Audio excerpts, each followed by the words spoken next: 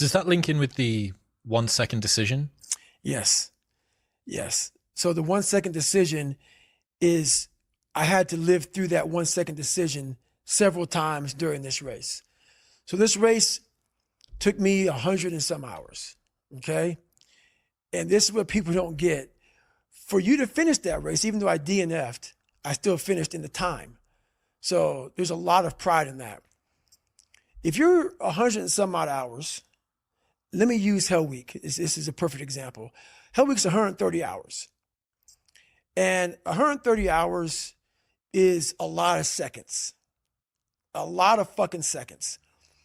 And if you lose, let's say you win every second but one, you lost.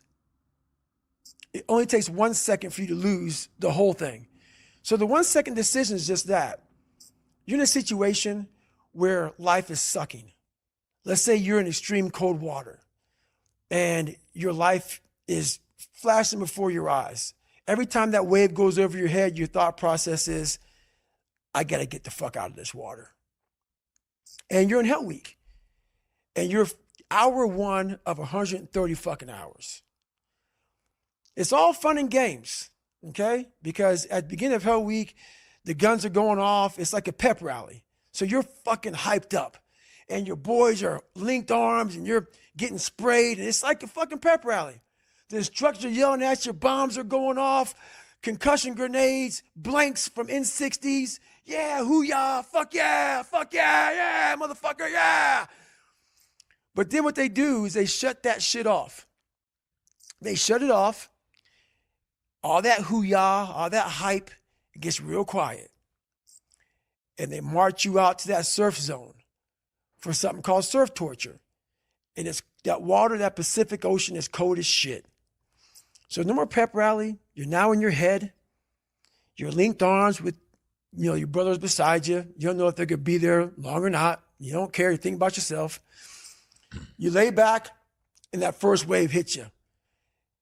Your mind goes straight from hour 2 all the way to hour 130. You can't process 5 days of this shit. You're now in a fuck you, like I gotta get out of here. You're in fight or flight. It's cold. I can't be cold this long. And then this is where that 1 second decision comes in. You forgot every reason why you wanted to be there. You don't care about SEALs. You don't care about any of this shit. You don't care about fighting for your country.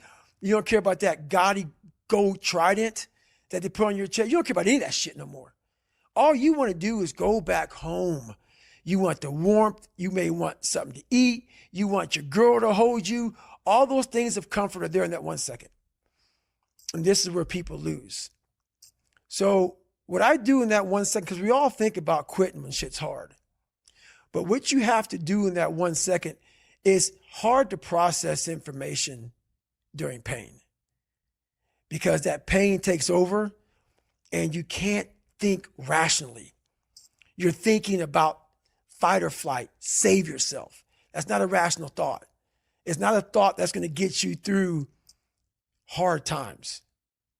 Most people fail that 1 second. So what happens, what I do in that 1 second, and there's a bigger process to all this, but in that 1 second, I physically stayed in that water. Because if I get out of the water, I quit. So I physically stay in the water, but mentally, I'm on the fucking beach with the fucking instructors. And the instructors, it's cold outside, so they got these parkas on. They got their cup of fucking Joe, and they're warm because they've already been through it. So now it's your turn to go through it. So mentally, I get back with them. I'm still in the water physically, but mentally, I'm back with them. I'm chilling. I got my parka on, and now I'm thinking logically because I'm warm now. Mentally, I'm warm. I've taken that 1 second. Let's not quit yet, Goggins. Let's fucking think about your options. Where are you going to end up if you quit this shit? Where are you going to go? What are you going to say to yourself? Because you know you're going to get warm.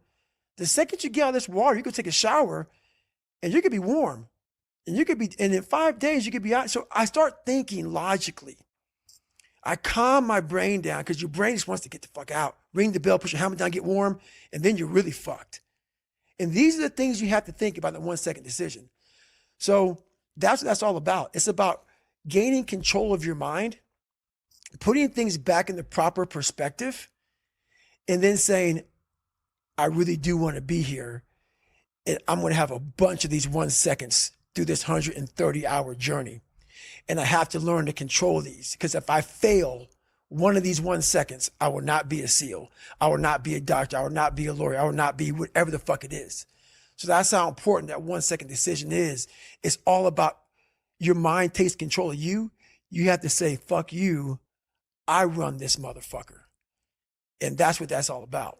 Projecting yourself forward to see what are the consequences of failing, what are the consequences of stopping, is about as powerful of a motivation strategy as I can think of, you know? Because what you're doing is you're trying to optimize right now to stop the discomfort. That's right. But what you're going to pay for that in is shame and guilt and regret long term. That's right. So what you need to be able to do is bundle all of that up that is as yet unfelt, but will last for way, way, way longer. You know, the future is much longer than now. That's right. The future is going to extend out up until the day that you die. And the now is just for now. And even 130 hours is just 130 hours. That's right. And you get to look back. And do you look back with pride and glory? Or do you look back with shame and guilt? That's it. That's the 1 second. You just summarized it right there. And most people fail those 1 seconds. And then that 1 second leads to 20 years, 30 years, 40 years of fuck. I have people who have been through training with me, Ranger School, SEAL training, Air Force training, and I get calls from them today, and they have great lives. And all they talk about is how they failed in that one moment. And they can't even